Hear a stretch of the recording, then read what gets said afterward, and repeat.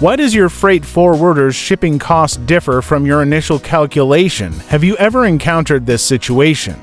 You place an order for a new product, say 100 boxes, and the factory gives you the box dimensions like 60, 50, 40 centimeters with an actual weight of 10 kilograms per box. But when the shipment arrives at your freight forwarder's warehouse, they tell you the 100 boxes have a chargeable weight of 2,256.8 kilograms, not the 2,000 kilograms you calculated. What's going on? There are the key questions here.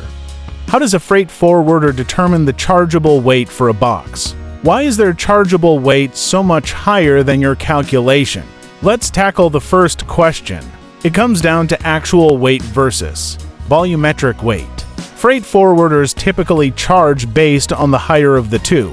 The way volumetric weight is calculated depends on the shipping method. Express couriers DHL, FedEx, UPS. Volumetric weight equals length times width times height, 5,000. For the example above, with dimensions 60, 50, 40 centimeters, the volumetric weight per box is 60, 50, 40.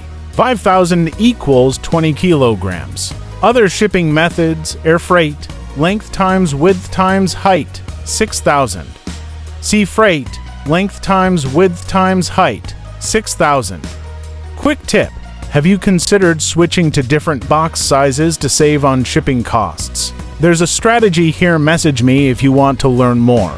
Now, for the second question, why is the freight forwarder's chargeable weight so much higher? Can you avoid this issue entirely? Yes, you can. Here's how. Confirm dimensions with the factory. Ask if the dimensions they provide are inner dimensions inside the box or outer dimensions including the box itself. Most factories give inner dimensions, but freight forwarders measure outer dimensions. This mismatch is a common reason for discrepancies. Other factors to watch for: overpacked boxes that bulge or deform.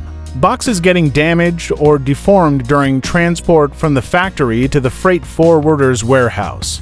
To protect yourself, ask your freight forwarder for photos or videos to verify the dimensions they're using.